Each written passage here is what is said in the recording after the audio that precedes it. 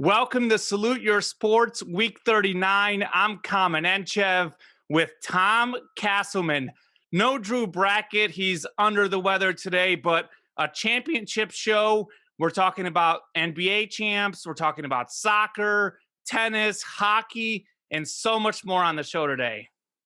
Absolutely. Hoping Drew gets well soon, and going to be talking some MLB All-Stars as well. Those lineups just came out. The rosters came out, talking a little bit of snubs, maybe some people who we think may have deserved, although looking at that NL, it's really, really deep. But we will begin with the event that's going to be going on shortly after we start recording the show, actually, the NBA Finals, the blockbuster that everyone has been waiting for, Phoenix and Milwaukee.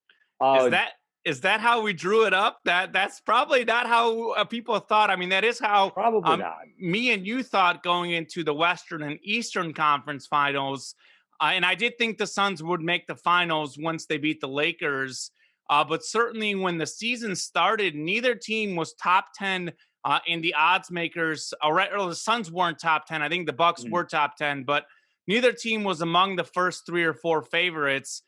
This is going to be an interesting series, in a series where injuries will play a factor. In fact, we're going to have to kind of maybe even update you as Giannis. I think a game time decision. I don't know if anything has happened in the last 15 minutes before we logged on here to start the show. Yeah, I mean, talking a little bit about the injuries, both of these teams have certainly had great opportunities to get to where they are in spite of suffering some injuries themselves. I mean, we look at the Suns' path so far. Very little LeBron James, or rather a reduced LeBron James, very little Anthony Davis against the Lakers in round 1, no Jamal Murray for the Nuggets in round 2, and then Kawhi Leonard going out in the Utah Jazz series. So the Suns actually didn't even have to play the Clippers at full strength. And when you look at the Bucks, similar situation. The Nets' big 3 was all on the court together for all of 5 minutes in that series, something along those lines. And then Philadelphia falling short to an Atlanta team whose best player got injured as well in the Eastern Conference Finals. So definitely an interesting storyline in terms of these two teams being as resilient as they have been, given Chris Paul's missed some time, Devin Booker's wearing a mask, Giannis, as you mentioned, Common, is a game time decision, and his kind of incredible journey from when we woke up this morning, he was doubtful. They've been working him to questionable. Is this some gamesmanship, or could there actually be some sort of miraculous recovery and return to the court for an injury that potentially looked season-ending for him? So definitely exciting stuff to look at, but we got to start out with the guys who are actually going to be on the court that we know of right now. And I guess the best place to start is on the perimeter, because that's where we're going to have some incredible storylines, both with Phoenix's backcourt and with Milwaukee's. Absolutely, Tom. And real quickly to address what you were saying about this series, personally, I think we're looking at, if everyone is healthy, we're probably looking at the second best team in the East and the second best team in the West, in my opinion. I think Lakers Nets would have been the final if everyone is healthy. I do think Milwaukee's better than Philadelphia. They've got a lot of issues there, and I do think Phoenix. I don't know. Hard to say. If the Clippers were healthy, that would have been a hard pick to make. Certainly the Clippers a little bit better than I thought. But nonetheless, the teams both got here. As far as the perimeter, this is really interesting because you've got CP3 and you've got Devin Booker. Both All-Stars this year for the Suns. Both certainly deserved the All-Star appearance. On the other side, you've got Chris Middleton, who probably snubbed this year, but has been an All-Star in the past, the last 2 seasons. Drew Holiday was last an All-Star in 2013. It's pretty tight. I think it's a little bit closer than people may realize. You look at the playoffs, Booker about 27 points and 5 assists. Chris Paul about 18 points and 9 assists. On the other side, Middleton about 23 points and 5 assists. Holiday about 17 and a half and 8.4 assists. In the regular season, somewhat similar numbers. Everyone's numbers are up a little bit in the playoffs, as is to be expected. But I do think Holiday and Middleton probably a little bit better than their numbers show, as evidenced by what we saw in the last 2 games with no Giannis. Holiday getting 25 and 27, Middleton getting 26 and 32. I do still like the Suns a little bit more just because I think Chris Paul to me is clearly better than Drew Holiday. As good as Holiday is, Chris Paul is an NBA Hall of Famer. Drew Holiday, quite frankly, is Mhm. not. Chris Paul runs the team better. He shoots better. He's a little bit more of a great decision maker and a better point guard. I do think Booker and Middleton are close, but again, I think Booker is a little bit more explosive, can score in a little bit different ways, as opposed to Middleton, who relies more on his shot and is a little bit more inconsistent. If you take a look at the field goal percentages, the Suns guys are more efficient, and you know how much I love field goal percentage. So I give the Suns the edge there. Yeah, I do as well, especially with that starting backcourt of Chris Paul and Devin Booker, two guys that have paired together just beautifully this season, and how they play together and complementing each other's games. To talk a little bit more, not necessarily guard per se, but if you look at some other perimeter players for the Suns, you got Michael Bridges, who's had a pretty good year in a role player type of role. He's not necessarily a star, but he'll give you some buckets. He'll give you some really good nights, and perhaps more importantly, he's going to be providing a really good defense for the Suns. I think they have the edge in the backcourt perimeter as well. You have Jay Crowder, who is a great player. If you look at just efficiency numbers, especially player efficiency rating, those love him a lot more than the proverbial basketball card numbers do of points per game, assists, rebounds. He does a lot of little things.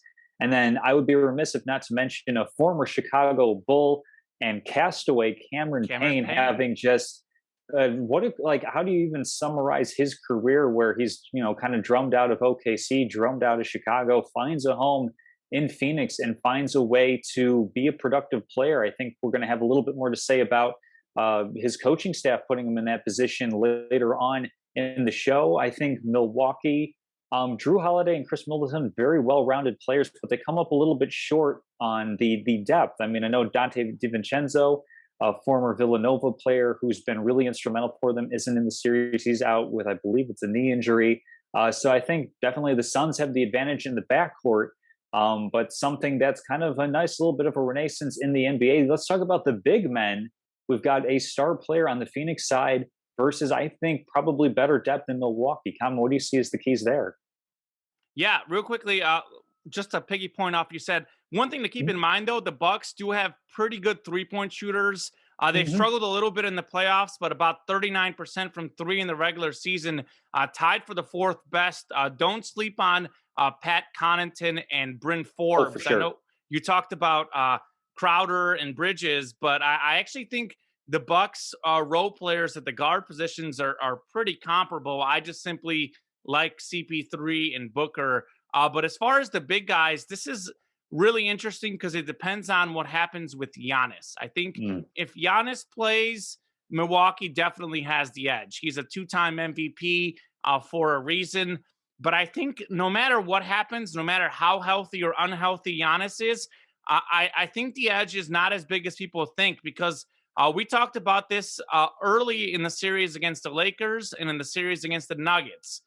We thought that DeAndre Ayton was going to be a mismatch, a met handled by Davis and Jokic. Certainly, Davis played hurt. Ayton did outplay Davis, but that was not a healthy Anthony Davis. I mean, Jokic did outplay Ayton, but that's to be expected. Jokic was the MVP. I think all things considered, Ayton held his own pretty good against Jokic. And you look at what Ayton's doing.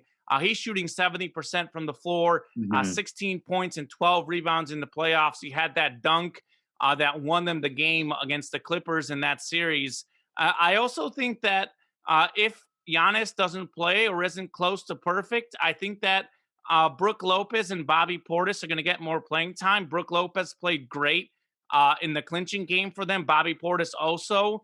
But I think Ayton is definitely better than them. And I think a really underrated player is Saric off the bench. He's always had really good production for them off the bench. So without Giannis, I think definitely the Suns get the edge there. But the fact that Giannis is going to play, the Bucks have to get the edge. I just don't think it's as enormous Mhm. as people may think. And Giannis is still like he's a very fast break guy. He's a big guy. He gets rebounds. He does post up, but he's not necessarily a traditional per se center. He's got a lot of crafty moves. He's more of a small forward slash power forward slash point guard slash whatever he plays. Mhm. But I think the Suns' bigs are actually pretty good in this series too. Yeah, I think even without Giannis, I'd probably give the edge to Milwaukee because Aiton does play the most minutes and he is the best individual player. But looking at the depth, you mentioned Portis and Lopez, but PJ Tucker gets plenty of minutes in kind of that big three, small four role for the Bucks, along with I am blanking on the other player that I had pulled up there, but I think that the depth that Milwaukee has is definitely pretty strong up front. Outside of Ayton and Sarge, I think that Phoenix is going to have to go small, if anything. I don't think they're going to dip much further into their depth. They're just going to try to force more of a perimeter mismatch with Milwaukee. So it'll be interesting to see how that develops. Obviously, Giannis's health is the paramount question going into the series.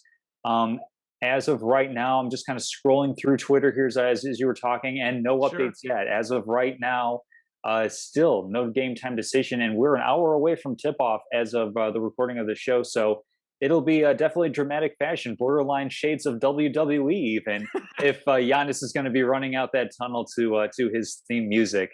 Moving into some other keys for the series.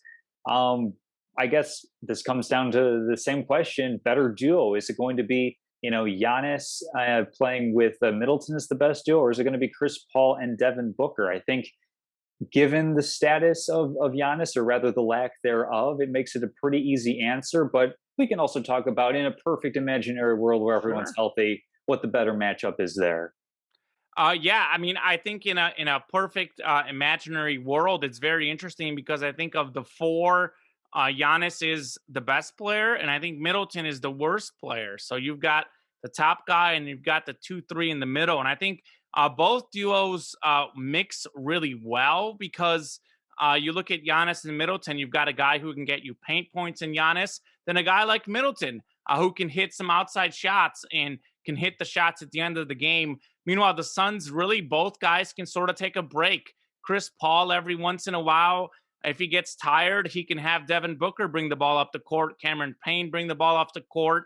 And at the end of the game, you never know who's going to really take the shot between Paul and Booker. And both guys, I've said this a lot, both guys are over 90% from the free throw line in these playoffs. So in close games, I actually think Booker and Paul, I trust them more down the stretch. Um, and I think what is going to make it harder for Giannis is the Suns actually play a fairly slow tempo, Hmm. not like the Suns of Steve Nash back in the day, and they actually play even slower with Chris Paul than Cameron Payne. So Giannis does a lot of his work in transition. So I think against most teams in the NBA, I would say Giannis and Middleton might be a better 1-2 duo. But in this series, even with a healthy Giannis, I actually still like Chris Paul and Devin Booker because Phoenix has the top defense in the playoffs, top 7 in the regular season. They don't turn the ball over much because Chris Paul is their point guard. He doesn't turn the ball over. So I don't think Giannis is going to have as many runouts or easy Hmm. baskets.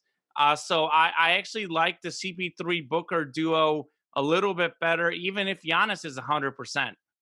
Yeah, and actually, kind of throw a little bit of an audible in here. How interesting of a question would this be if we made it a big three, or if we made it a 3-on-3 pickup game, Sure. throwing in Aiton for the Suns and Holiday for the Bucks? That would be a really interesting matchup. And I think that as far as like the best two players, I think CP3 and Booker are just they're meshing so well this season, and they've had the good fortune of good health to be able to do so. I mean, Middleton obviously play really well together too, especially when you consider that Giannis could take the whole role of like he's the two-time MVP, he's the superstar for the Milwaukee Bucks. But still is cognizant of some of his shortcomings, that he's not a great perimeter shooter. That Chris Middleton is actually a better shooter, and that he allows Middleton to take over some of those shots. You look at that pivotal, I believe it was Game 5 in the Eastern Conference Finals, where Middleton just went on a tear, shredding the Atlanta Hawks, and Giannis was completely cool with that, knowing that this is the best way to win. So, I mean, we're talking about two duos that are so complementary to each other when they play. I think perfectly healthy. I mean, I really like size and I like length. I might give like on that point the slightest edge to the Bucks on that, but I think CP3 and Booker are absolutely going to be running it on this series. And if we even extend it to the big three, which I think we'll see those types of matchups, I think we'll see a lot of Middleton versus Booker, Holiday versus CP3, and then even Aiton versus a Giannis. If Giannis isn't super mobile, do the Suns feel more comfortable putting their big man on him and kind of forcing that kind of mismatch as well? So definitely interesting pairing on that front. Yeah, Um, I think to answer your question, the mhm. big three becomes really interesting. I would still prefer the Suns a little I bit. think so. Yeah. I know they're different positions, but I think the way DeAndre Ayton is playing right now is incredible, and that's the key with the Suns. You look at DeAndre Ayton and Devin Booker. Both of them are playing better in the playoffs than the regular season. Chris Paul also playing better in the playoffs than he did in the regular season. I will mention that Paul reports are that he did play through an injury in the last series. We know he Hmm. did that the series before, so he's not 100%, but certainly his injury is not as bad as Giannis. One thing to keep in mind in this series, the Bucks are going to have to win a road game. And even if Giannis is healthy, by the way, Chris Bosh, I think, had that same injury. And Bosh said that he'd be out for the rest of these playoffs if he had Hmm. that injury. So keep in mind the Trae Young factor because Trae Young really struggled when he came back for that game. I think Giannis, he might struggle in his first game back, in his second game back. He may be playing, but he may not be 100%. Also, to keep in mind, he's not necessarily a great shooter. So his athleticism is actually more important than most players. I know you need the lift for your shooting too, but like for him, if he can't run and make his crafty moves, his Hmm. game is hurt even more than anyone. And I think that's what you're going to see the Suns. You're going to see the Suns play off of him. You're going to see the Suns dare him to shoot the ball. And I think it's going Sure. to come down to how smart does Giannis play? Because I think if you take a look at the way he used to play versus how he's playing now, even though he's played great these playoffs, at times he tends to force some outside shots. And the Bucks, to me, at times aren't necessarily the smartest basketball team. I think the Suns have that mix of the mid-range game, the three-point game, the paint game. Chris Paul just really runs the show. Just watching the game, like the Suns are a very smart basketball team. The Milwaukee Bucks sometimes they make me shake my head. So I would certainly think that the Suns are a little bit more reliable to me in this series. Yeah, in terms of kind of limiting mistakes and being smart, that's going to come down a lot to the role players in this series. And I'll kind of define the role players as anybody who's not Aiton Paul Booker for the Suns, anybody who's not Sure. Giannis Middleton and Holiday for the Bucks, as those are kind of like the big three. In terms of role players, I think for me the criterion going into that is, can I pick out five guys to round a rotation, because rotations in the NBA playoffs typically are 7 to 8 guys, unless of course there's an injury of some kind. But you don't really have length or deep or depth on the bench. For me, I look at the Suns. I can say Michael Bridges, Jay Crowder. I can say Cameron Johnson, Cameron Payne, Dario Saric. There's five right there. There's your rotation Sure. along with the big three. I think I trust that more than I do the Bucks, where I'm looking at Pat Connaughton, Bryn Forbes, Brooke Lopez, Bobby Portis, PJ Tucker. So I picked five out there too. Um, but I'd like just kind of like the overall versatility, the overall, offense to defense, playing both sides of the court for the Phoenix Suns. A big complaint for the Bucks is that they are very reliant on three-point shooting. Mike Budenholzer, their head coach, comes from, I believe, the Greg Popovich tree, if memory serves, out of San Antonio, where it was Tim Duncan in the post, and you had a bunch of three-point shooters around him, kind of towards the twilight, or is it the dusk, whatever the end of the day is of Tim Duncan's career. Sure. Kind of that space and pace and 3-point shooting on that. I think the Bucks can get hotter than the Phoenix Suns. I think their variance is a lot more. They're going to have a lower low, but I think they're also going to have a higher high. I prefer consistency going into series, especially when you consider that role players play better at home. Suns have more home games than the Bucks do in this series, at Sure. least if it goes to a full seven. So I think I like Phoenix a little bit better there. But it definitely wouldn't surprise me if Milwaukee just comes out, like gangbusters and just hits a bunch of shots because their 3-point shooting can get that way. Yeah, Tom, I think one thing to keep in mind, you might know this, the only player in this series who's actually played in the NBA Finals is Jay Crowder.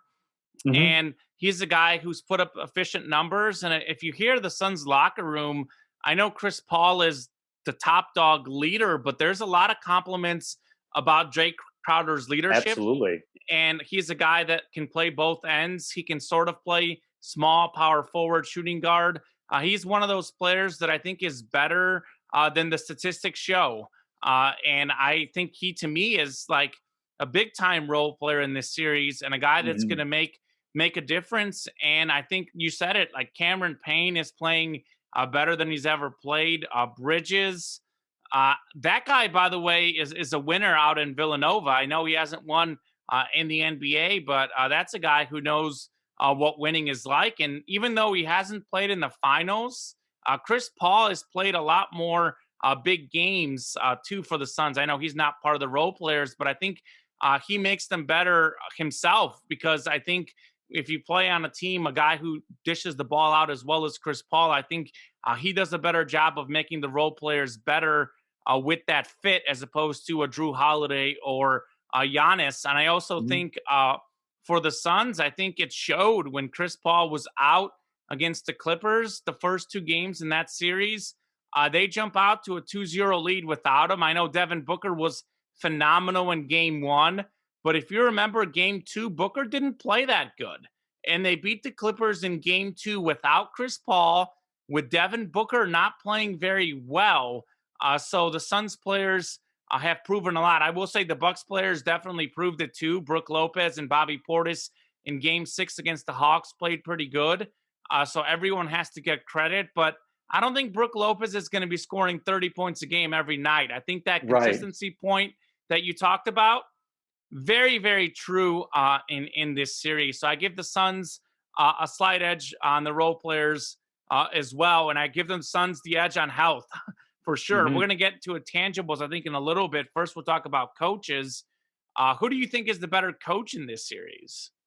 I mean, it has to be Monty Williams, right? Like if you look at they Yeah, added CP3 in the off season, and they were, they had that great run in the bubble, that 8-0 run, and still came up just short of making the bubble playoffs over the summer last year. But just I know it's a cliche to say that a coach is pushing all the right buttons, but he knows how to speak to his players. He knows how to put them in positions to succeed.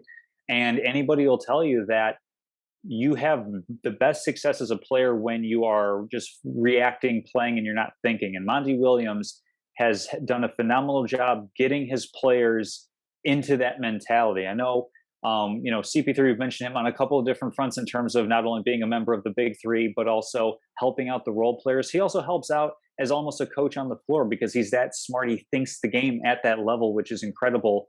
But I don't want to take anything away from at all from Monty Williams and his staff and everything that he has done to get this team to where they are at this point.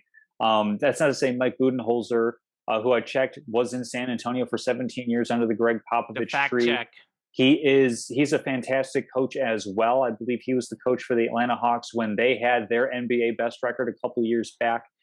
He's done a good job of having this team navigate. They closed out the Atlanta Hawks without Giannis for the last two games of that series. So no snub to him either. I mean, you're coaching in the NBA Finals. That's a select group. Not very many guys have rings, in this profession. So I give the edge to Monty Williams just because of the way that the Suns have been playing. But Budenholzer obviously gets a close second. Or he makes it a really, really close pick between the two. Yeah, let me say this, Tom. I think for me, part of what makes this Monty Williams for me as well is how does he mesh with this superstar? I think Monty Williams and Chris Paul have more of that special connection. He Hmm. talked about it in the post game interview with Scott Van Pelt after Game Six. The special connection that they have together, I think, is very key for him. And also, I think simply for Monty Williams is he kind of just made this work right away. I know Chris Paul's a great player. I know Booker and Ayton were there, but to take a team that I think hasn't been in the playoffs in 10 straight seasons Hmm. and to make it work right away, I mean, I know they were certainly helped by injuries in the Western Conference, but I think this was supposed to sort of be the year where the Suns make the playoffs. Maybe they win one round, they get knocked out in round two. This wasn't supposed to be the year they're in the NBA Finals. And Right. speaking to Mike Budenholzer, yeah, he was on the Hawks when they had the best record in the NBA. Yeah, he was on the Bucks when they had the best record in the NBA. I know maybe they overachieved in the regular season, but you could flip that and argue that perhaps Budenholzer hasn't been able to deliver in the playoffs. I could also sit here and argue that Milwaukee would have been out round two had the Nets been healthy. So I don't really trust Budenholzer in the playoffs personally. I actually like what Monty Williams offers better. I do think Hmm. Budenholzer is a good coach. He's a two-time coach of the year, both Sure. years where he had the best record in the regular season. But the playoffs are a little bit different story. And I think Monty Williams draws up the offense a little bit better. And personally, I am going to take Monty Williams for me as the top coach here. Yeah, that kind of slides right into the intangibles for this series. I mean, we've kind of touched everything on here, and just to kind of highlight a couple of things that we already mentioned, injuries is going to be a huge factor. I mean, Giannis is the difference between if this series can go to 6 or 7 games, or perhaps if this one's over in five. I mean, we look at kind of like the coaching intangibles. One thing that Monty Williams tends to do is make really nice in-game adjustments. I think that's something where Mike Budenholzer has struggled a little bit, and playoff basketball is all about making those little adjustments. It's not about a big halftime speech, rallying cry type of thing. It's what are you doing in real time? When are you making your substitutions, getting guys in and out when you see that they're struggling, that they are not going to be in a good position to succeed.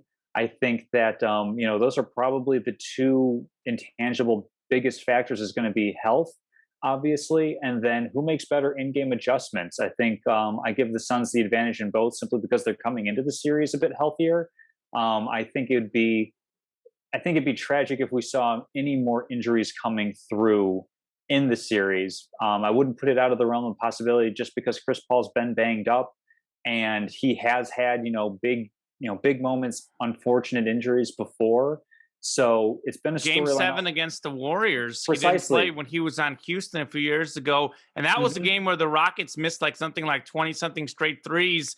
Chris Was Paul, that the we know, same was year? Wow. yeah, that was he was the mid-range Yeah. master and he could get to the bucket. I feel like if he played in that game, maybe the Suns or not the Suns, the Rockets don't jack up as many threes. And Chris Paul says, "Hey guys, look, Hmm. chill with the three ball. Let me drive to the hoop. Let me hit a mid range game because you have to be able to adjust. If something isn't Sure. working, you got to be able to adjust. That's why I just love Phoenix so much because they can shoot the three, they can drive to the hoop, they can hit the mid range shots. And I think if you're talking about intangibles, the Suns are 11-2 in their last 13 playoff games. They're hot. They are the hotter team right now. They're the healthier team and they've literally had more rest. And I think that they showed it against the Nuggets. They swept the Nuggets in 4 games. Then what do Hmm. they do when they got that series done early? They won the first 2 games against the Clippers. So it shows that they're not one of those teams that doesn't adjust well to a long layoff. And Monty Williams said this before they got Chris Paul after the bubble when they went undefeated in the bubble, which by the way also again shows you that they had that long break. They went into the bubble. They adjusted right away. Monty Hmm. Williams said that this isn't the same old Suns. And boy, even Yeah. him in his wildest dreams could not have imagined this. And I'll tell you other intangibles. Obviously, the Suns have the home court. And what makes that so tricky is that the Suns actually are the best road team in the NBA. They've closed out a lot of these series on the road against the Clippers. I think they closed out the Nuggets on the road as well. So I actually, it's crazy to think about that. Milwaukee is going to have to win one, maybe even 2 games in Phoenix if they're going to win this series, because I think Phoenix could go into Milwaukee easily and pick up a win. By the way, Phoenix did beat the Bucks both times in the regular season by one Mhm. point. So that'll be interesting. So yeah, for me, Phoenix definitely gets the intangibles. I wish Drew Brackett were here on this show because he's Mr. Bucks. He's Mhm. picked the Bucks the last 3 years in a row. He's looking for a third time as the charm. I don't know how much analysis he'd give you, but Drew would tell you that the Bucks would somehow win this series because we're on the same page a little bit too much today. I know we tend to have a lot of healthy debate on this show. We don't, script anything. We don't try and play good guy, For sure, bad yeah. guy. We just often happen to disagree, but we're oddly on the same page here. And I don't know if that bodes well for our picks. I think we've done well recently. We've made the same picks, but it just makes me a little bit nervous. Are you feeling Mhm. nervous, Tom? Because I actually really want the Suns to win. I do Mhm. want Giannis to win a championship, but I think Chris Paul deserves the championship. This is quite honestly maybe his last chance to do it. I know the Suns will be a contender next year, but the Lakers all of a sudden LeBron and Davis are going to come back. They're going to reload. Who knows what happens with the Clippers? Mhm. Certainly, you never know when you're going to get back to the finals. So I want this for Chris Paul, who's 36. I know he's defying the age, but you can only go for so long. Although, don't say that to Roger Federer, 39, in the Wimbledon quarterfinals. We'll have more on that later in the show. Yeah, no, I'm not nervous at all. I'm in one of these kind of nice positions where I am perfectly content with whoever wins the series. I think both are great storylines. I think both have great stars that would be achieving, the ultimate precipice in their game. I think that in terms of who wins the finals and how many games, the most common thing that I'm hearing is Phoenix in six, and that makes a lot of sense to me. If Giannis were healthy, I might actually be leaning Phoenix in seven. I think that they've just continued to play so well throughout the playoffs and continue to just almost defy a little bit of expectation and how easily they're clinching some of these series. They've had some tight games, but they haven't had a game seven yet. They've done exceptionally well in ending things early. So, given that they've been good on the road, I think Phoenix in six makes the most sense. And I think that the only thing that might change it is if is basically it's Giannis. If Giannis isn't able to go game one, if he's not even able to go game two, I mean, we could see Phoenix winning this one in 5 games pretty easily. I think if Giannis somehow, like some miraculous way, is like 90, 85, 90%, maybe he can will the Bucks to a game seven. But I think most likely it's going to be Phoenix in six. I hate to say it, man. The Phoenix in six sure does sound good. They've won the last series in 6 games. They won the first series in 6 games, the second one in four. Uh, I actually think it could be Phoenix in five, to be honest with you. Hmm. I mean, if Giannis is there, it wouldn't shock me. And obviously Chris Paul's health is also a concern. If Chris Paul goes down injured, Giannis comes back, this series might flip. So, I mean, I wouldn't be shocked with anything. I mean, Hmm. given what we've seen in the NBA playoffs, given what we've seen in sports the last year. I mean, you saw my statement of the week this Yeah. last week. So much parity. The underdog tends to have won so much this year, so nothing would shock me, but I mean, if I were betting my mortgage, I would take the Suns, and Oh I no. actually think, yeah, I mean, I think it could be 5 games. I will say this about the Bucks. One thing that they've really improved that's gone really quietly under the radar is they're second in the playoffs, allowing 103.7 points per game. In the regular season, they were 22nd, allowing 114.2 points. So I think the Bucks defense has vastly improved throughout the playoffs. But then again, we talk about Giannis being out and how it hurts their offense. Well, Giannis being out really hurts their defense too. He's a defensive player of Yes. the year candidate or winner. I guess it didn't make sense when he wasn't guarding Durant. I still don't know what happened there. Again, this is one of those things that makes me say Monty Williams over Budenholzer. How was Giannis not guarding Durant more often in that series? While the Bucks defense has improved, ultimately I still think the Suns have a better defense, and that matters. I think great offense beats great defense, but I do think that still it helps when you've got a good defense. And I've talked about it. Uh, the Suns are shooting 86% from the free throw line in the playoffs. The Bucks, Tom, what do you think they're shooting? Pretty bad. They're somewhere in 70, like the 70s, what, right? 71%, barely above Wow. 70. Giannis is shooting like 54%. Drew Holiday, who's normally a solid free throw shooter, not necessarily great, but he's actually only shooting 66% from the line. So if these games are tight in the close games, I really like the Suns in the close games. And just I know it's different. I know they made the finals this year. They took another step back, but given what Mhm. we've seen from the Bucks in the last few years, I still don't quite trust them. I really don't. Phoenix, on the other hand, I know they're young, but Devin Booker and DeAndre Ayton are playing their best basketball of their careers in the 2021 playoffs. That tells you a lot about the mentality that they have. I mean, that is a big deal. It really shows you that they're not scared. I know Booker has been incredible in closeout games. I know CP3 closed out the last game, but just ask the Lakers what it's like to face Devin Booker in a closeout game. LeBron James will tell you it's tough. And, Booker's a guy that Kobe Bryant identified as a future great player. I know Chris Paul also identified him. He said one of the reasons he wanted to play in Phoenix was so that he could play with Devin Booker. So I actually really like what they would do in a close series, and I think they've got the X factor. Man, there's just Mhm. something to be said about the it factor, and it doesn't really do it for me with Milwaukee. They're just something just not there.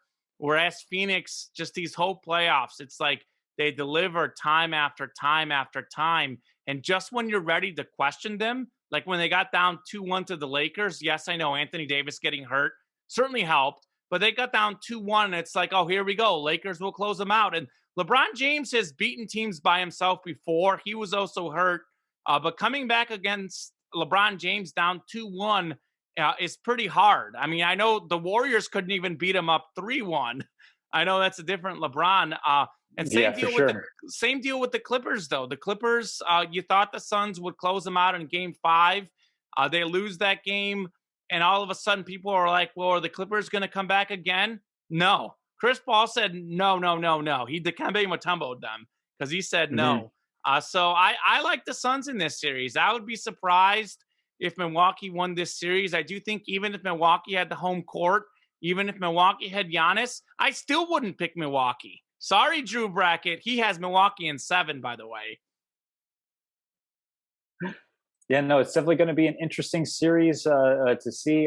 As of right now, I think the latest we have from Adrian Wojnarowski is that Giannis did some pregame work and still game time decision. That was as of an hour ago, and I'm not seeing anybody reputable saying anything else different. I'm always hunting No for that blue check Woj mark. bombs.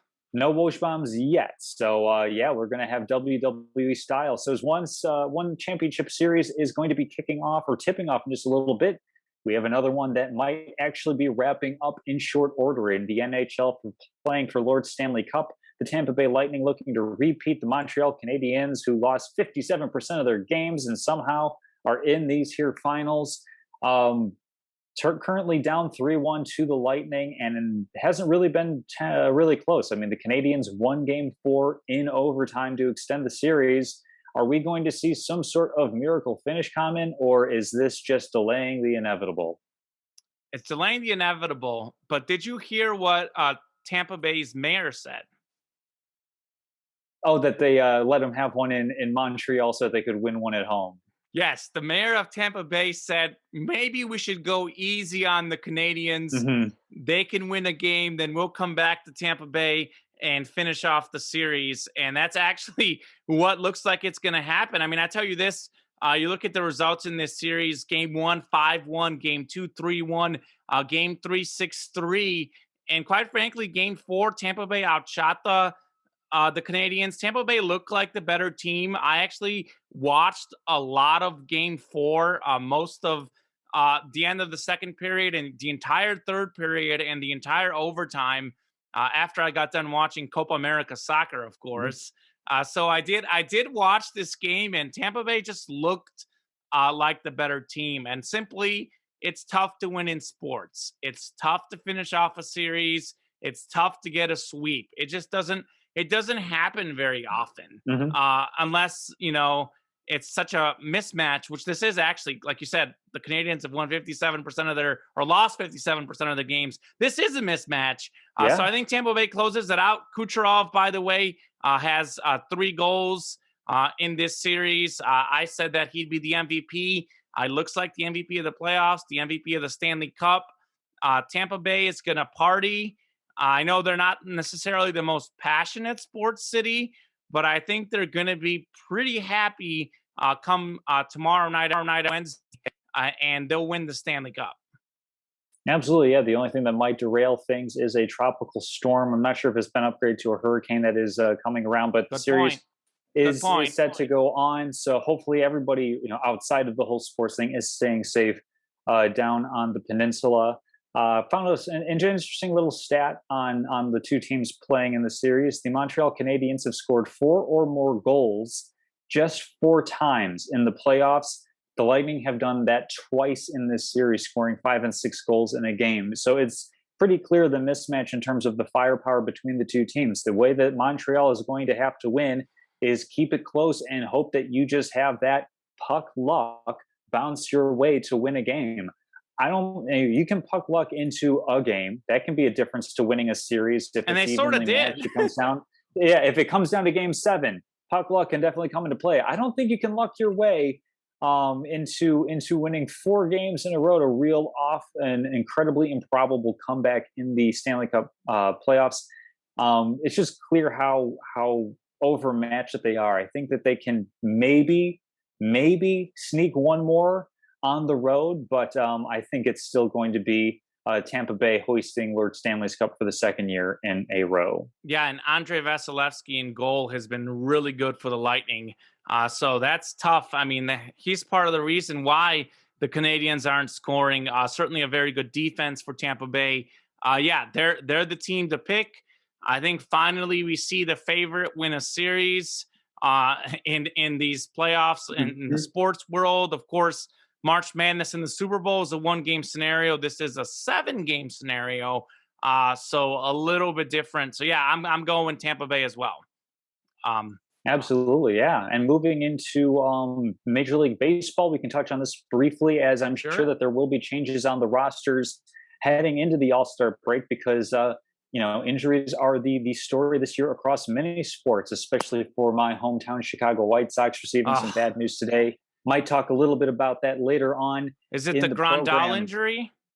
Yep, 4 to 6 weeks, Oh, which because I actually actually for a left knee for a tendon issue actually sounds a lot better than I thought. I thought that'd be 4 to 6 months. Definitely some positive news there. But yeah, I All actually Stars, no, you're good. Real quickly, I actually was also tuned into part of that game, and actually, right when I flipped to the game, I think it was during the hockey. I flipped, and the first thing I saw was him like on in the hmm ground in pain, and I was wondering what happened. So it looked scary. I mean, they've had so many guys go down this season to injury, and I mean, we'll get into the Oster game real quickly, but I also saw that they uh, sent Mercedes to hmm AAA. I know yeah, he's really struggled the last month, but given how hot he got, early in the season, I know that was a curious move by the White Sox for sure. Maybe he gets Mm. called back up here. I know it's a catcher and DH, but maybe another roster spot maybe goes to him. Who knows? Yeah. Currently, it's a minor league catcher, Sebi Zavala. I totally get why Mercedes went down. Before we touch on MLB All Stars, there is in fact a Woj bomb for you. Giannis is a go for Game One. uh, Sources tell ESPN. So that'll be interesting to see how capable he is of playing at his full game. But we've talked ad nauseum about basketball. We'll move into Yeah, we'll some have all. more on that game in locks of the week, by the way, and we'll see how that influences the Mhm. line. We'll get an updated line. Don't do it now. We'll look at it in locks of the Yeah, week. It might change like 3 times. But absolutely. Yeah. as far as the All Star game itself, I mean, first look at the rosters. Anything stand out to you before we get into snubs in a little bit? Um, I mean, the thing that stands out the most is just how deep pitching is in the National League, and that's something that can kind of transition into snubs a little bit as Mizzou's own Max Scherzer Ugh, not making, I believe it would have been his seventh I think consecutive maybe All even Star eighth, appearance. seventh or eighth. It was either he's going into seven or he's had seven. Correct. Yeah. I mean, obviously, still an opportunity for him if there is unfortunately some sort of injury, or if I'm not sure if baseball still does this, where if you pitch on Sunday, you don't go to the All Star game on Tuesday. They have a replacement Well, for you because and that's too short of a turnaround time. and Jacob DeGrom, that's another story. Said that he's Hmm. not going to pitch in the game. And I'll Mm, tell you this real quickly, since you brought him up, I will give you him as the snub. Then I'll give you what stands out to me. By the way, sure. Max Scherzer, 2.10 ERA, fifth best in the National League. Yu Darvish, who did make the All-Star team, has a 2.65, significantly higher than Scherzer. Scherzer has as many wins as Darvish, more strikeouts, better walks and hits per innings pitched, the better whip there.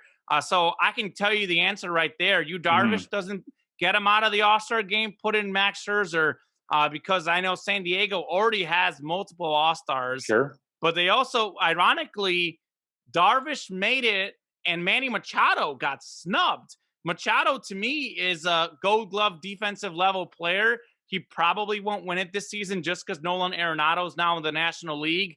But was he still in the American League? You might win it there. But actually, he's tied for third, fourth in the National League in RBI, sixth in WAR. He's actually got a little bit better numbers than Nolan Arenado, who's the starter, and definitely better numbers than Chris Bryant, who doesn't even play third base anymore. And then Eduardo Escobar from the Diamondbacks. I had to look up who that was. I didn't even know who that was. I will tell Another you this. former White Sox. Oh, that's right. Yeah. Maybe he made. That's right. But anyways, the whole point is that I think that Machado also got snubbed. So take one Padre out, put another Padre in, and get Max Scherzer back in the game. And probably because DeGrom isn't pitching and someone else will pull out, Scherzer might end Hmm. up playing in that game anyways. But I think he was a guy that deserved it originally. I'll tell you what does stand out to me, though. First thing that I thought about, Shohei Ohtani. He's the first player ever to be selected as both a pitcher and a hitter. You can debate whether he deserved it as a pitcher or not, but he's the guy Hmm. that can throw 100 miles per hour and hit the ball 450 feet over the wall. He's leading Major League Baseball in home runs right now. He had 6 home runs in 6 games last week. Ohtani did, and he's like 4 ahead of Vlad Guerrero Jr. now. I think in the Took latest. off. Yeah, I mean it's crazy what he's doing, and we haven't seen this before. And I actually think baseball, obviously, we know this has a publicity problem. They've got advertising problems. The fact that Otani isn't even more talked about than he is a problem Hmm. because he's doing historic things, and I think this All-Star game is going to be a great opportunity for him to put on a show. I think NBA is going to be off that Tuesday night. I think they're also off Monday night, maybe. Not as much sports going on. Hockey probably going to be over. All the soccer I love is going to be over. So I think some people might tune on into the home run derby. They might tune into the All-Star game. I expect this to be the Otani show this next week. I think he's going to win the home run derby. I think he's going to be the MVP of the All-Star game. I think he's going to pitch a scoreless inning, probably hit a home run in the All-Star game because he'll still have that home run swing going from the home run derby and all that he's done this week. And I saw a thing on Twitter today that showed a home run he hit in the Japanese league where he hit it on top of like a roof. Hmm. So it was just incredible. So he stands out to me. DeGrom not pitching also stands out. That'll be tough not to see him pitch. And Vlad Guerrero Jr. going for the Triple Crown in the American League stands out also. So you talk about the National League pitchers. What about the American League hitters? This is going to Yeah. be an interesting All-Star game. Yeah, absolutely. A lot of fun stuff to look forward to on that. I think just really quickly on Shohei Ohtani, I don't think that he deserves to make it as a pitcher, but who cares? It's an all-star game. It's an exhibition. The fact that he's the first, two-way player who can hit and pitch and both representatively well, I think that makes him a star in and of its own right. It's a regional game. You need to have better national representation, and Shohei Ohtani is absolutely doing that. So baseball should be trying to get him in front of as many cameras as they possibly can heading into that weekend where it's typically kind of a dead period for sports. This year, obviously, with finals, the NBA finals going as late as they are due to the season starting late with the pandemic, changes that calculus up a little bit. But Right, but the definitely going NBA to be an finals aren't exciting going to be series. Yeah. going Monday or Tuesday. I The think they have a All-Star wink, game. wink, nudge, nudge. Hey, don't step on our toes. We won't step on yours, and Yeah, we can all share in this here pie. So it's now we're going to get smart thinking by both leagues. very smart business. So now this is the part of the program where I'm going to sit back, relax, and strap it down, as Hawk Harrelson likes to say, because we've got Euros and Copa America talk coming your way. Common, you've been watching it intently. I have occasionally checked a score here or there. Sad to say that my Belgium Waffles are out of the tournament, facing off against what's looking like a really dangerous Italy team. I know that much at the very, very least, surviving on penalty kicks today against Spain, which I believe sets up for England in the final, if I'm not mistaken. Well, Or don't count your chickens before they're hatched. Is that the saying? Did I get that saying right? that is, in fact, the saying. Well done. By the I'll let you way, take it from here. the announcer, I think it's Ian Dark or one of the announcers on ESPN. He keeps saying Renaissance because he's a British guy, and you keep It's saying so great. Renaissance. It's such a great pronunciation of the word. That's your word, and my dad pronounces it Renaissance as well. Yeah. That's the British pronunciation. So the amount of times I've heard the word Renaissance in the last 2 weeks is greater than literally my entire life. As Chris Traeger would say from Parks and Rec, literally hear that word all the time. Do we need to retire it or no? Are we going to keep using it? No. This is one of those things that should continue. So yes, Italy did make the Euro final as I predicted. I know last week when France went out, I said Italy's my new favorite. I said they'd win it, and I'm going to stick with it. I'll tell you this though, Italy did not deserve to win today. For as great as they've played this whole tournament, they quite frankly laid an egg against Spain.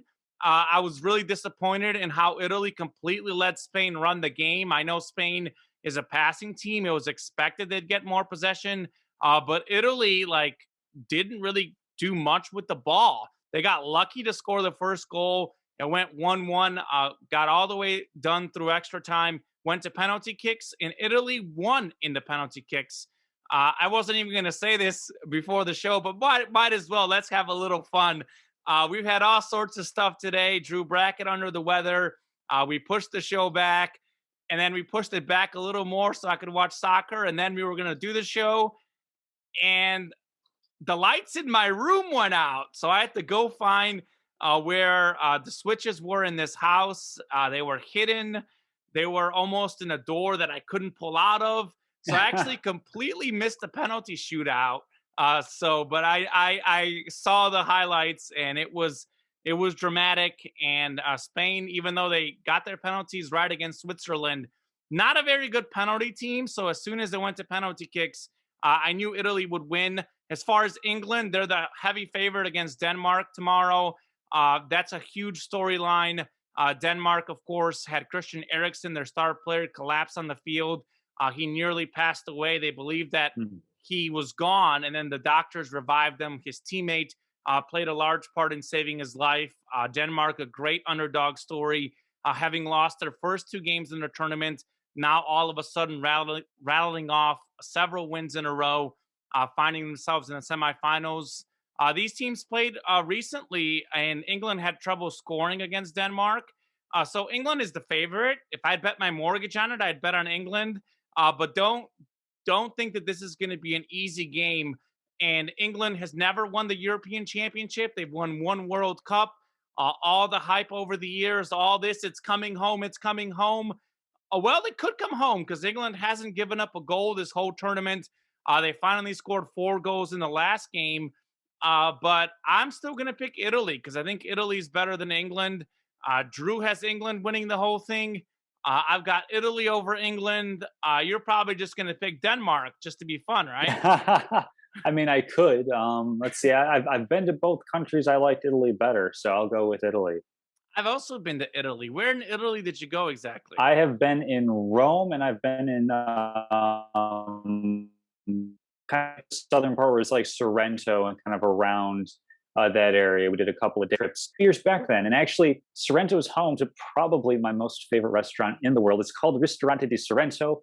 It has a pasta carbonara that is almost to die for, Oh my almost. God.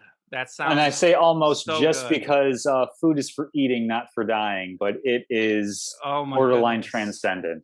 All right. Well, how about me and you put this on our bucket list sometime in the next 10 years? We'll go to that restaurant together and Mm. enjoy that pasta. I'll tell you this about my trip to Italy. I think you went with your, well, was it girlfriend at the time, It now was girlfriend at wife? one point, and then as like a honeymoon a couple of years after our wedding. Yeah, so Okay. both capacities, so to So speak. significant other. I went with my family, which has its moments. We'll leave it at that. Sure, sure. but, I but too have traveled with family. let's just say mom and I have a different idea about vacation. One of us likes to wake up at 6 in the morning and start doing stuff. The other one does not. Uh But huh. I'm sure you Who's can who? guess. Common. I'm sure we can guess who is who. One thing that did stand out in my trip to Italy was that my mom and dad were all about eating fish, and I'm like, oh, what are you guys doing? I'm Ooh. eating pasta as much as I can, eating pizza. So we also had differing ideas about the cuisine, but no arguments there because we could all order what we wanted. I had the best ravioli I've ever had in Italy, actually. Hmm. Surprisingly, that was my favorite meal. I went to Rome, Venice, Florence, Verona, Bologna, and a few other things. And this was all in like a span of a week. So that tells you about my Oh mom's wow, you trip. were flying around. 1, 1, 1, 1, 1, 1. My dad was driving the car. European drivers are crazy. Italian Oh. drivers might be even crazier than Bulgarian drivers. That tells you enough about how stressful that trip was at times. But a very fun trip. Amalfi Coast I went to, by the way, too, was very, very Hmm. beautiful. Um, If but you're anyways, in Europe and you have the means, hire a professional driver. yeah, That's what I amen. recommend for some nice smooth riding. But Yeah. Well, anyway, my dad is a good driver. He's actually is a okay. professional driver. So he does that So for a so living. you were treated well then, yeah. I was treated well, but he's also a little bit more cautious though. So that makes it I'm for an game for that.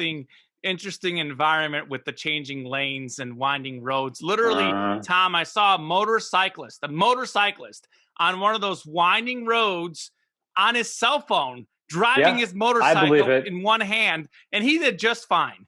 I But believe it. getting back to the soccer, though, Italy is doing great. England is doing very well. That'll be an interesting game because both of these teams have such strong defenses. Bonucci and Cellini are incredible. Those guys seem to never age. They age like fine Italian wine. That back pair, the center back pair.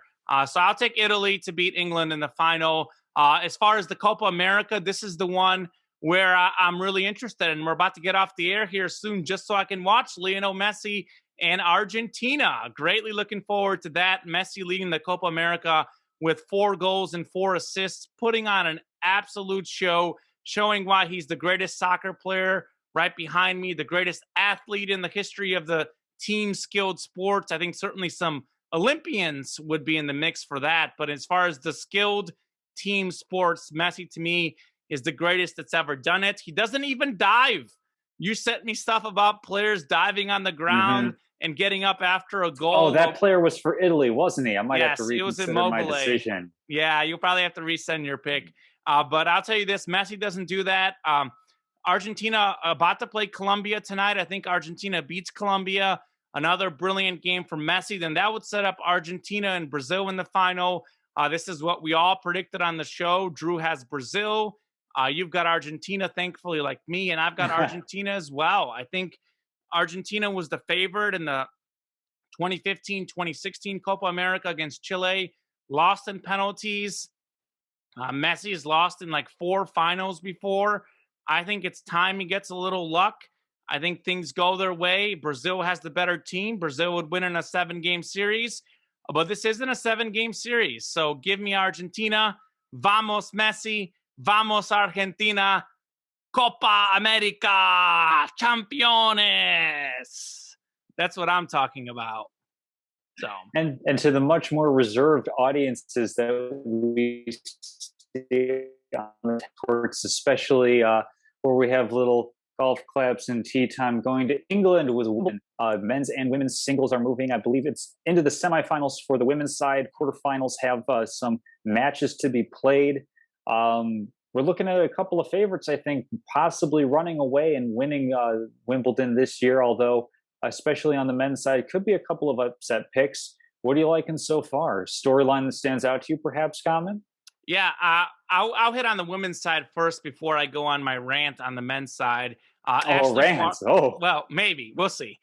Ashley Barty, the world number one player, is looking really good. She came into the tournament with an injury. She's been just fine, rolling through the semifinals. I'll say this though, Angelique Kerber, who she's going to play in the semifinal, is the only one of these four players that has won Wimbledon. She won in 2018. She's really slipped off a little bit the last few years, but she's back on track. And she's a veteran. She knows how to win there. Very tough semifinal match. And then Sabalenka potentially waiting for Barty in the final, who's the 2 seed. But as you know, in the women's game, it's wide open. Anything could happen. I'm going to go with Barty. Really sad to see Serena Williams pull out because of injury last week. That was after we got off the air. But on the women's side, I think it's Ashley Barty. I think she's going to win, and she's going to kind of increase her points lead with Osaka and Halep out due to injury and mental health. I guess for Osaka's situation. Sure. I think Barty, this is her chance to really cement herself as the world number one. Ever since Serena got old the last 3 or 4 years, we haven't had a consistent number one, and this is Barty's time, I think. That's the storyline for you. Yeah, I'm in complete agreement with you on that front. Over to the men's side, I think I might finally have to relent and just go ahead with the favorite, Djokovic, to win another major. But definitely some talent still left in the field. What do you see playing out on the men's side? Yeah, I think your guy Medvedev got upset today. All my guys get upset in tennis, Common. I'm used to it by now. Tsitsipas got upset in the first round, so all your guys are gone. My pick in Novak is still there, but my guy Roger Federer. So we got Federer, my number 2 favorite athlete, Messi, my number 1, right there, behind me there. I'll tell you this, Roger Federer has been the story to me. He's gotten better every round. He's 39 years old. He turns 40 on August 8th. My fellow Leo, our wonderful zodiac sign that we are, one day before my cousin is born, by the way. So shout out to my cousin, probably my favorite member of my family, at least up there. Well, maybe, I don't know. Hard to say who my favorite is, but ahead of my brother. Backpedal. Backpedal. Maybe a little bit ahead of my brother. But anyways, Roger Federer has been phenomenal. He's playing some really strong tennis. He's moving well. He's hitting drop shots, squash shots, forehands, backhands. He's doing everything. And for him, the story is, can he get to the final? Well, all of a sudden we had Medvedev lose. We had Zverev lose. He's actually going to be the higher seed in the quarterfinal and in the semifinal. So I think we might see a Federer-Djokovic Wimbledon final, which would be a rematch of the 2019 final. Obviously, 2020 didn't happen because of COVID. That was one of the all-time great matches. Djokovic winning in 5 sets. Federer was serving for the match, and one of the truly heartbreaking sports memories of mine. He wasn't able to serve out the match. Djokovic actually won less points in that match. Federer won more total points, but Djokovic seemed to win all the clutch points. So I know certainly now Federer is older. Djokovic is even better. So, I mean, if you were going to bet your mortgage, bet on Novak. As I said before the tournament started, Novak versus the field. It sets up really well for him. But I'm hopeful. I think if Federer makes the final, it's a massive success. And if he can somehow pull out a win against Novak Djokovic, I'm going to be crazy. I am dreaming of a dream scenario this weekend, Tom. I'm dreaming Messi wins his first international tournament, the Copa America, on Saturday night against Brazil, in Brazil, and passes Pele for the most international goals by a South American player. Then the following day, Roger Federer goes 1 up on Nadal for most majors wins Wimbledon at 39 against the great Novak Djokovic. That is what I'm going to be hoping for this weekend. I think at least one of those won't happen. Maybe both won't, but please, please give me one, if not two. This is why we watch and play the games, is for the fandom, for the storylines. And speaking of fandoms and storylines, we have none of that in the next segment, where everything is cold, calculated. We are going straight up and down with our locks of the week. I'm sure that, Common, if you want to do a quick recap as NBA tips off in a couple of minutes, and we want a couple of bets to go on official there. Sure. So take it away. Yeah, so quick recap. Season record, Tom Castleman. Whoa, as my mic gets hit. Tom Castleman has come out of nowhere. The guy has been under 500 since day one. It's been a long journey back. He was down as much as about 20 games under 500 least, yeah. when we got started. He is now all of a sudden 55, 55-1, even on the 500 mark. A big week, 2-0-1 last week, finally getting a tie. He had Royals' first 5 innings against the Red Sox. They tied. He had Astros over 5.5 runs against, I can't even remember, the Orioles, I think they played. Mm-hmm. They scored 7 in a 9-7 loss. Reggie Jackson over 19.5 points for the Clippers against the Suns. He had 23. After several 2-0, 3-0, 2-1 weeks, the first place Kamenechev, by the way, 53, 52-6 on the season.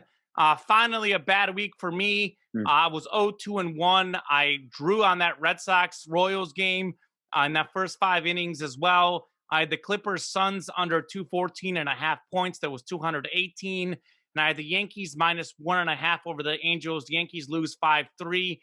So yeah, I'm 1 game over 500, 1 game ahead of Tom. Drew Brackett, 6 games under 500. He did have a good week going 2-1. He had the Clippers scoring first against the Suns. That worked out well. He had the Lightning minus 1.5 over Montreal. They won 5-1. And he had the first period over 1.5 goals. He was wrong.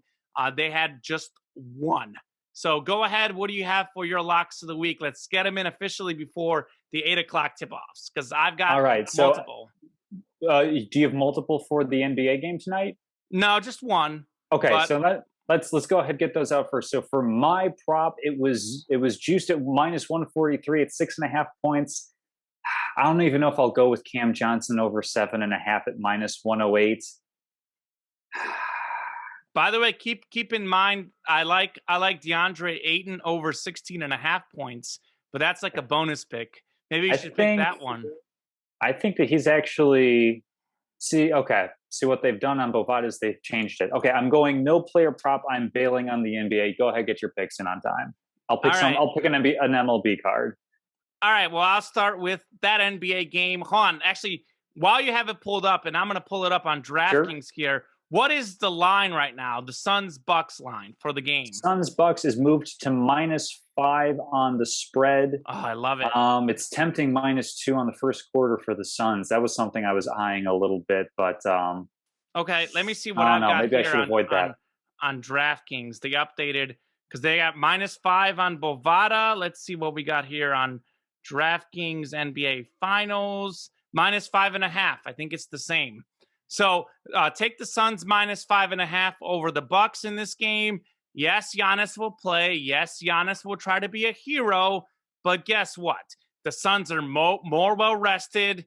Giannis probably not going to be at his best. We saw that with Trae Young in Game 6. The Suns are 11-2 in their last 13 playoff games.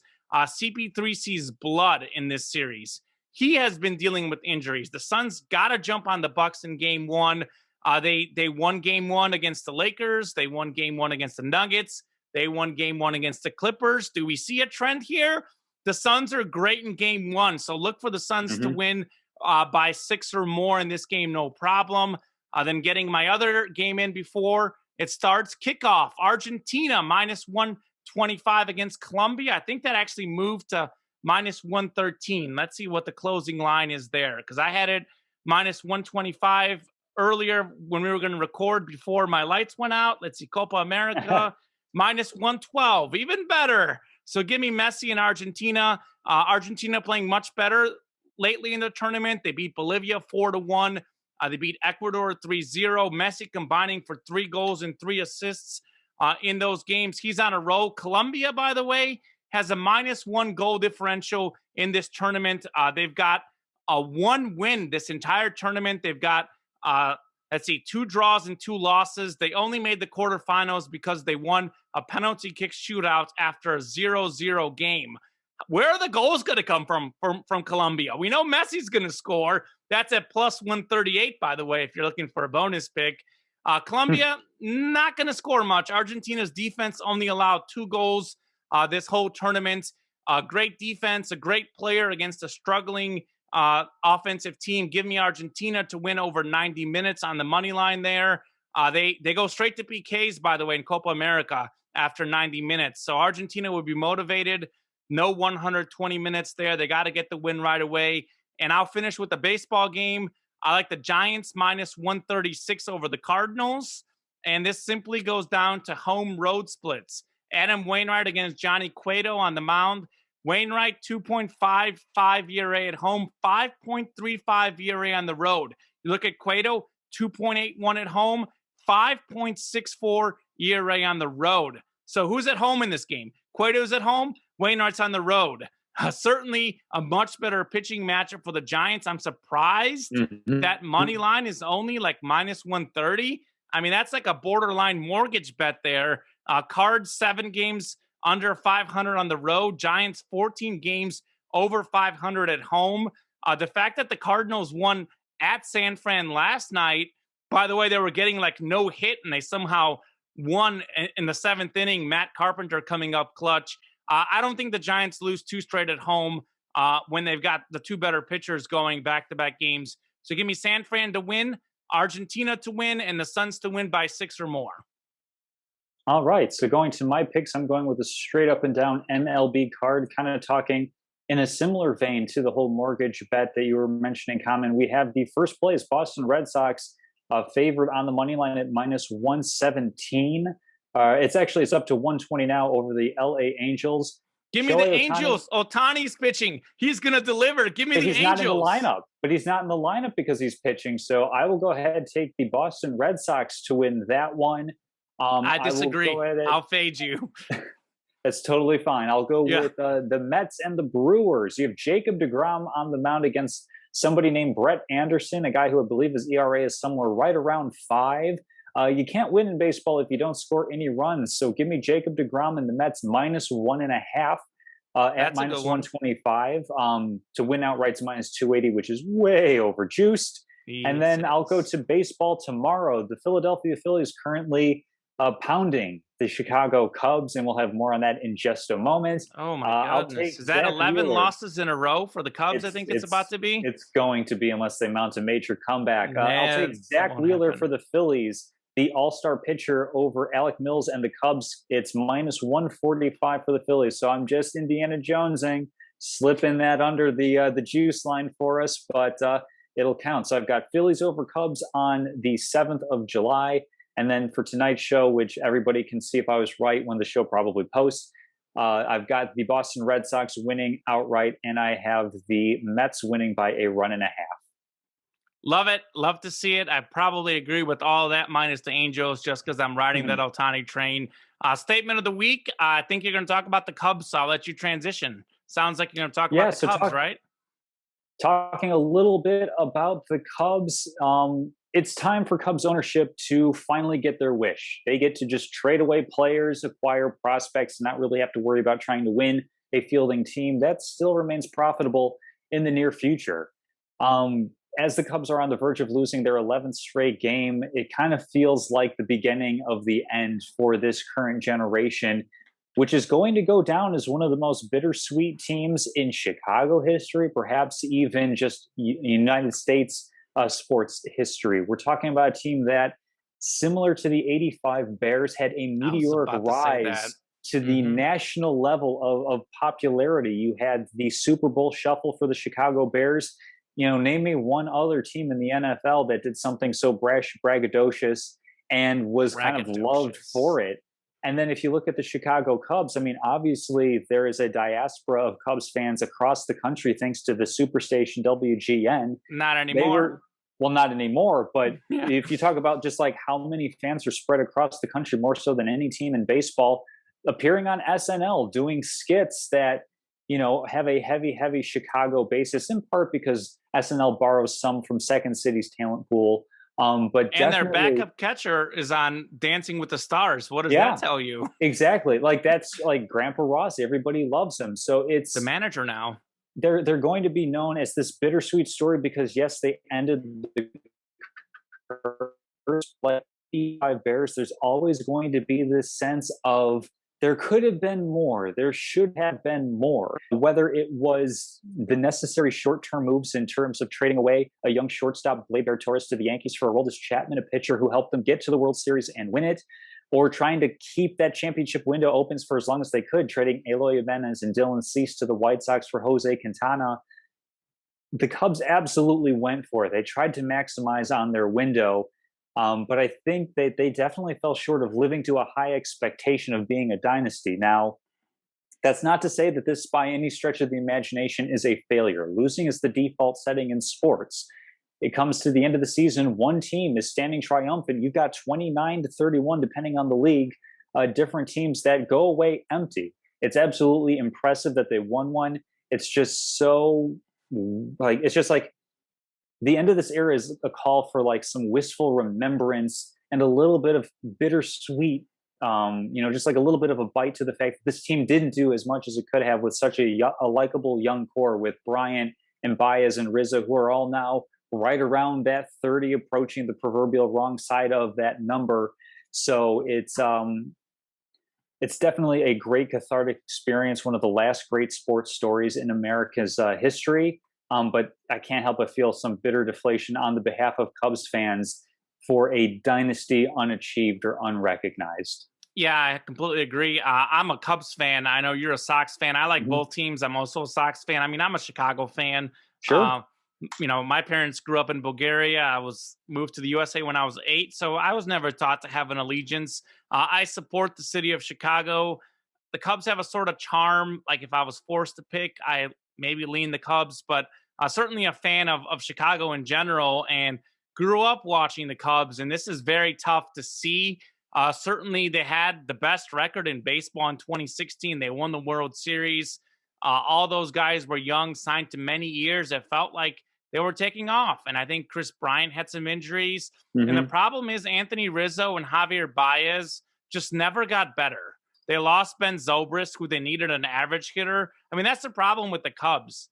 They want to smash the ball and hit home runs. And some teams have figured them out, and they can't move station to station. They can't play the small ball that you saw the White Hmm. Sox with Ozzie Guillen back in the day. I argue with you that the White Sox should have won more back in '05, and the Cubs should have won more in 2016. I think the Cubs Mm, certainly had younger players, more talented yeah, players. They kept more of yeah. the core together.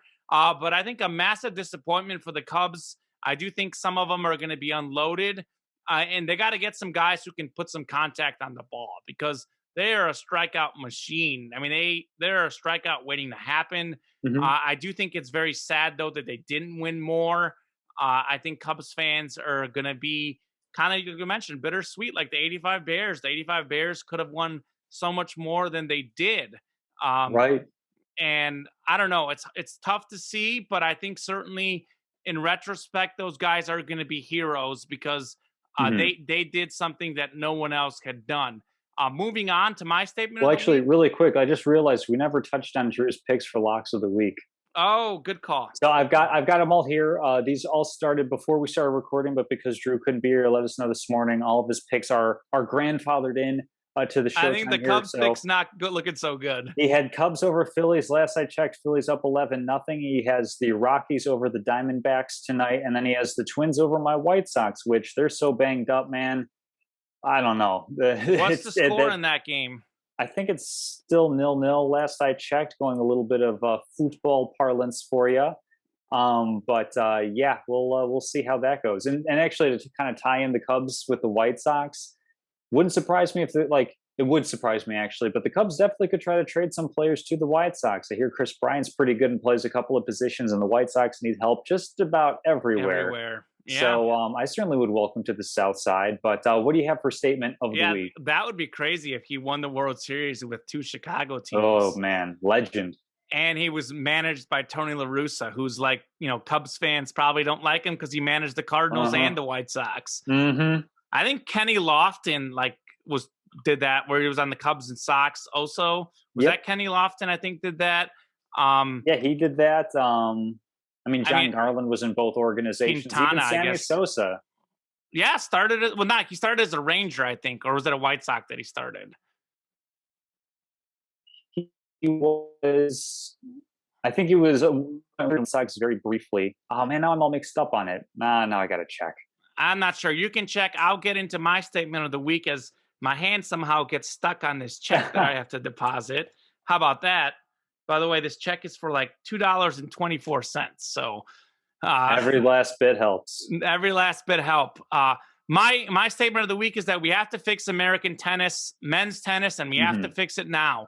Not this is, by the way, the third time since the Open era, since 1968, no USA men or women made the quarterfinals at Wimbledon. I will say this though: Coco Gauff, Jennifer Brady, Sophia Kenin. The women have talent. It was an off tournament. The men do not.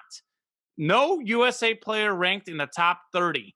Riley Opelka is 32. John Isner is 33. John Isner is also pretty old on the way down. Compared to 1982, USA had 5 of the top 9 players. July 1991, 7 of the top 20 were Americans. John McEnroe, Jimmy Connors, Andre Agassi, and of course, the former GOAT, Pete Sampras, until he got surpassed by not 1, not 2, but 3 guys in the same era. My gosh, yeah. Those guys were the great tennis players. So quoting an ESPN article that I read today, tennis coach Craig O'Shaughnessy believes that coaching in the States hasn't been quite connected enough to strategy. The traditional USTA practice session is where we get out there and we hit 100 balls cross court to start. Then we do our patterns and we throw in some serves at the end. He says he thinks it's easy for actual point construction to take a back seat.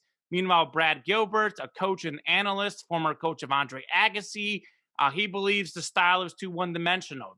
Too big serve, too big offense, iffy movement on defense, in part because Americans don't train on the clay. He says the young players need to train on the clay more, where they learn to play defense, much like the great Rafa Nadal. So really sad to see the Americans men's tennis game really do so poorly. I would like them to, step up. Andy Roddick in 2003 is the last major American winner. It's been 18 years. So they've got to do something to fix the American tennis game because I would like to watch Wimbledon and see an American I can cheer for. Now that Federer's about to retire, I'm looking for a fresh face. So give me someone from American tennis. I'm all on board with that. All right. Well, Tom, I think that does it for the show. I'll be intently watching the NBA Finals, but I will not watch much of Game 1 because it's Messi and Argentina time. I've already missed a few minutes of this game, so I'm going to get out there and watch some soccer. Let's go Messi. Let's go Suns. Let's go San Francisco Giants. Have a great night, everyone.